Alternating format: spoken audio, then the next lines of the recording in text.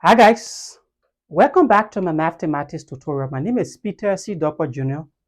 I'm your math tutor and I'm also an instructor of mathematics at the University of Liberia.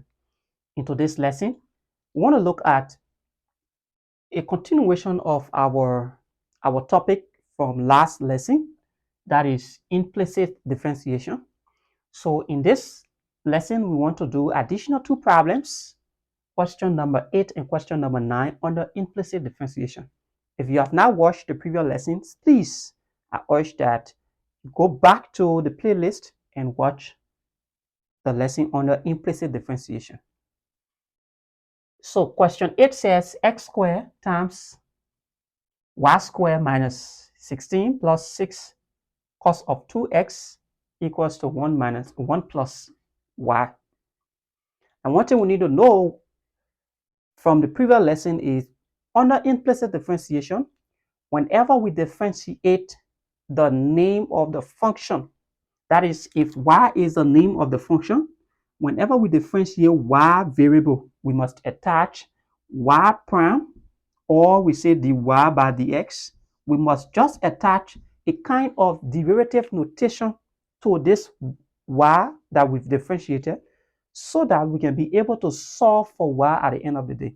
Now, why are we attaching y prime or dy by dx? It's because the equation is in an implicit form. That is, y is not the subject of the equation. If y was the subject of the equation, we wouldn't have been attaching y because y would just be standing alone. So we just have it like y prime. But because y is within the equation, it's mixed up. So whenever we differentiate y, we must attach y prime. We differentiate y, we must attach y prime so that we can be able to group all of the terms with y prime and solve for y prime at the end of the day. So let's start. So we have this question. Now, because it is x squared times y squared minus 16, is in the form of a product, we can use the product rule, or we can just multiply x squared by y squared minus 16. But what if we just use the product rule? So we can say, let's hold on to x squared and differentiate this y squared minus 16. So the derivative of y squared is just 2y. Then we attach y prime. The derivative of a constant goes to 0. So we're done with differentiating this. The rule said we put a plus sign and hold on to the next factor that we did not differentiate, or that we differentiated first. So we have y squared minus 16 because this was exactly what we differentiated first. Then we differentiate this x squared now, get 2x. We continue. Derivative of cos of 2x. Now the derivative d by dx of cos of x, or ax in general, is just equal to a, whatever coefficient that is here. If it is not 1, you factor it out. A cos of, let's say, a sine of ax. So the derivative of cos is just negative sine of ax. But because this a is not equal to 1, so we say a sine of ax. How did we get this a? We differentiated the angle after differentiating this trig function. So in general, whenever you have a trig function, when you differentiate that trig function, you must differentiate the angle of the trig function. So what is the derivative of cos of any angle? The derivative of cos of any angle is equal to negative sine of that angle. So since this angle is 2x, we put 2x times the derivative of the angle. So the angle here now is 2x. So what's the derivative of 2x? It's just 2. All equals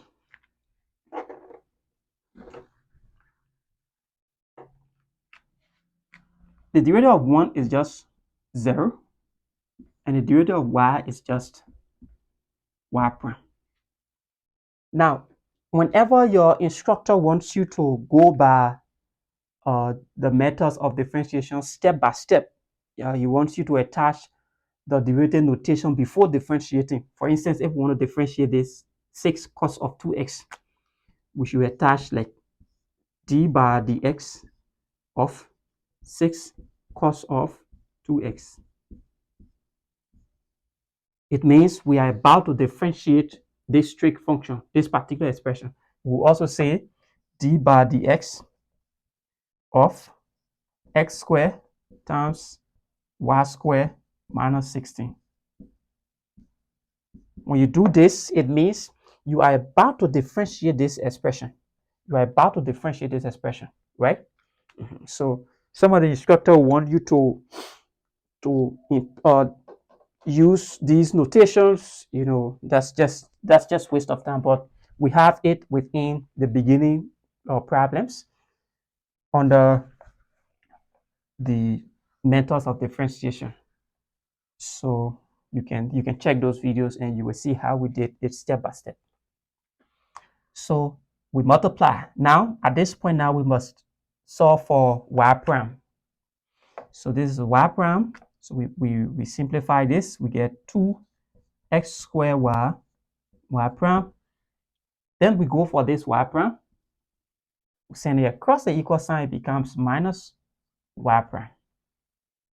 Right? So what do we do next? We send these other expressions on the other side of the equation. So if this goes across, it becomes 2x times y squared is negative 2x y squared. Now it is positive, but when it goes across the equal sign, it becomes negative. So this and this will give us negative. When it goes across, it becomes positive. So 2 times 16 is 32x. So move on this side. So this 2 times 6 is 12. It's negative. When it goes across, it becomes positive. So it's 12 sine of 2x. Now we can factor out y prime. So what we'll be left with here is just 2x squared y minus 1. Such that we multiply this by this expression, we can get this up here. Or equals minus 2x y squared plus 32x plus 12 sine of 2x. So we divide both sides now by this expression. So y prime now will just give us.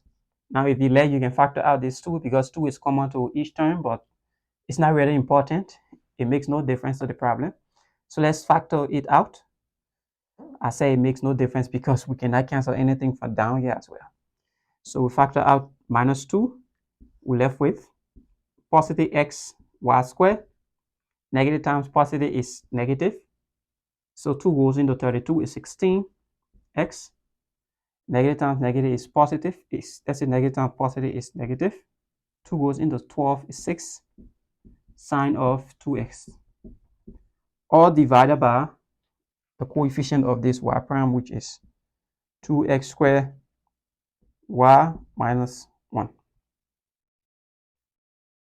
So we can call this our answer. And then, call it our answer. So let's move to the next problem. If you like, you want to simplify it further, you can go ahead, but we have done the major part of the work. So question number 9. Y equals the root of 4 plus the root of 4 plus the root of x. Now, if you want to use the extended power rule, you can solve this problem using the extended power rule. That is, you can rewrite this as y equals to the root, let's say 4 plus, okay, so the first one I'm going to use, this one, curly braces, and then this is, I'm going to use bracket here. Then this now becomes 4 plus, then I'm going to use parentheses x raised to the power 1 over 2 all raised to the power 1 over 2, and then all raised to the power 1 over 2, because we know that this is just square root, square root, square root. Then you can say you bring this power down, you rewrite this expression, you differentiate inside. Then you notice that you're going to differentiate inside this one as well, and so forth, right? But if you don't want to make it that boring for you, you can get rid of at least 2 of these square roots. So we know that if we square both sides, 4 plus the root of 4 plus the root of x, if we square both sides, this 2 will cancel this. This 2 we cancel this because this square root means 1 over 2. So if we multiply it by 2, 2 and 2 cancel. So now we have y squared to be 4 plus the root of 4 plus the root of x. So we can send this 4 across as well. And then we can also square both sides for the second time. Square this side and square this side, so that this second root will cancel. So y squared minus 4 squared equals to 4 plus the root of x. So we can just rewrite that root of x now as 1 over 2. So this would be a bit easier for us to deal with than dealing with these roots. So we can now differentiate. Extended power rule, we drop this power 2, rewrite y squared minus 4, and we subtract 1 from this power, it becomes 1. Then we differentiate inside. The derivative of y squared is 2y. We attach y prime to it. The derivative of 4 is 0. Equals, derivative of 4 is 0. Differentiate this, 1 over 2, x raised to the power negative 1 over 2. Right? Great, so let's take this one from there. So we can divide both sides by 2 times y squared minus 4. Now this 2 and this 2 will give us 4. So this is just y, right? So let's just bring it on this side. So it's 4y. So this 2 and 2 will cancel. Y and y will cancel. This expression will cancel this. So we divide on both sides. 4y, y squared minus 4. So therefore we will have y prime to be, now this power, this x to the power negative half will go down, makes it positive. So it will be this 2 also going down. When 2 goes down, it multiplies by this 4, it gives us 8. So it's x to the power positive half times y squared minus 4. Y squared minus 4, right? So this was the y squared that we had here. Now we can further simplify. That is, we can be able to bring back the value of y. This was y initially. This was y. So we can have y prime equals 1 all over 8. This means square root. So this is the square root of x.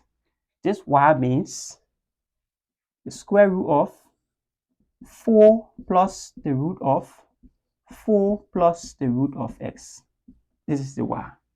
Times this y. So this y now, y squared now was just this. This was y squared. So y squared is this expression. So this y squared now is 4 plus the root of 4 plus the root of x, then minus 4. I just hope you can see that from the end there. So this 4 now we cancel this 4. So we will have y prime is equals to 1 all over 8. Now, whenever you have the square root of a times the square root of b, this gives us the square root of ab. So this is square root of a, and this is square root of b. So both of them will go under the same square root. So we will have the square root of x times 4 plus the root of 4 plus the root of x. And then on this side now, we just have plus the root of 4 plus the root of x. So what can we have?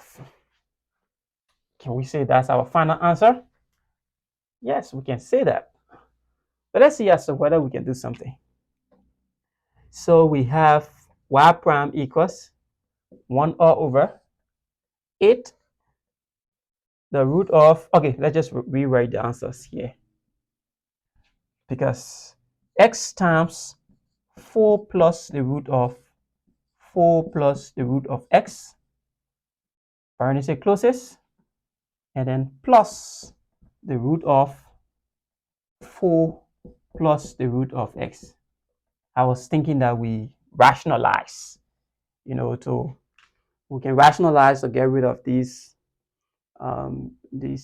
square roots in the denominator, but we will still have another square root in the denominator. So let's leave that. Because we rationalize, this and this will come out, this will come out, and this will also come out. So let's leave that. So this is our final answer. If you want to rationalize, you can do that. And it's just the aspect of you playing with the problem. But this is our final answer. This is how we find the derivative of implicit, functions. So in the next video, we will do additional problems, like maybe additional 3 or 4 problems, so that you have a wider understanding on how to find the derivative of implicit functions. So I want to say thanks ever so much for watching. Please don't forget, subscribe to our YouTube channel, watch the other videos within the playlist. We have several other videos with the section of differentiation, methods of differentiation. We also have differential calculus, we have matrix algebra, and few other topics.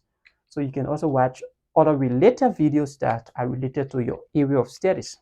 So thanks ever so much. This tutorial has no sponsor for now. I'm the only one. So if by any means you want to contribute towards the process, you want to maybe assist in any other way, you send me an email, pcdjr@yahoo.com. And yes, you can contribute in whatever way you can contribute. Or use my full name and contribute in whatever way you can contribute. So thanks ever so much. See you during our next class.